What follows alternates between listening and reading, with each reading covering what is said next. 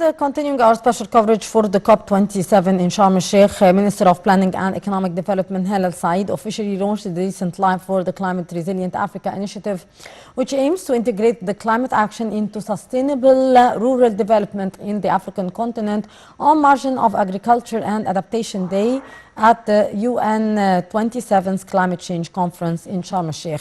To shed more light on the issue, we are very much delighted to be joined over the phone by Dr. Zeinab Nawar, our economic expert. Good morning, Dr. Nawar. Good morning, my dear. Dr. Nawar, how has the Decent Life initiative been presented at the COP27?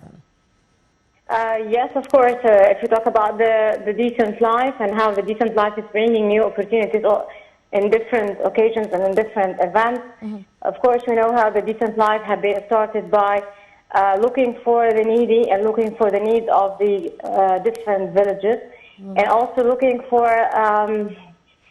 bringing new opportunities for the youth in different events and different occasions. And then for the COP27, what we can say that the success of the conference and how the conference is representing the true Egypt and the true also challenges that the world is facing related to the climate change, and how Decent Life had brought a lot of youth to represent and to present their projects, clean projects, looking for clean sources of energy in different sectors, and also how it was a new window for a lot of small and medium enterprises to show and to represent their work and their innovative work. Yes. Also, different universities and different youth have been presented a lot of innovative techniques in dealing with the climate change. So, Decent Life and all what brought into the COP27 from different youth and different innovative techniques and projects, this was an excellent representation for Egypt in COP27, and also it will pay back for the youth. Yes. Dr. Nawar, how has the Decent Life developed the rural areas in the Egyptian villages?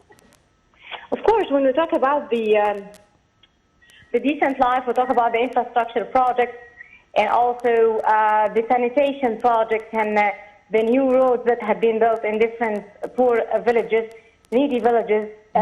This, of course, will have a big role in achieving economic growth and economic development to these places and these areas in Egypt. So, talking about rural areas in Egypt, there are a lot to be needed to be presented to these rural places, and of course, it will never be the effort of the aid or the whatever NGOs alone. So, because also we have a lot of problems in the rural areas, so it needed to be solved through a governmental or a big initiative like Decent Life. So Decent Life had brought a lot of challenges in terms of infrastructure projects to different rural areas, and this was a must for these places. And what we are looking also now for the Decent Life is they have to think of how to create jobs, to create opportunities, and this is partially happening through some of the events and some of the occasions, but we want to have a sustainable technique for the rural places and the rural areas for job creation, also through Decent Life, if this could be possible. Yes.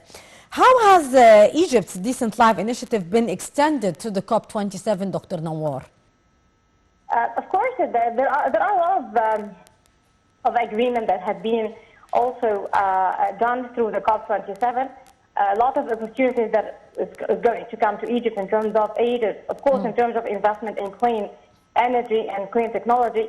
So we hope that part of these projects and part of this agreement to be extended to the Decent Life and to be extended to some of the projects, also to be given to some of the projects in rural areas through Decent Life. So we want what the fruits that we have in the COP27 to be once again, some of these fruits once again to go back to the Decent Life in terms of some of these projects to be implemented in the rural areas through Decent Life. Yes.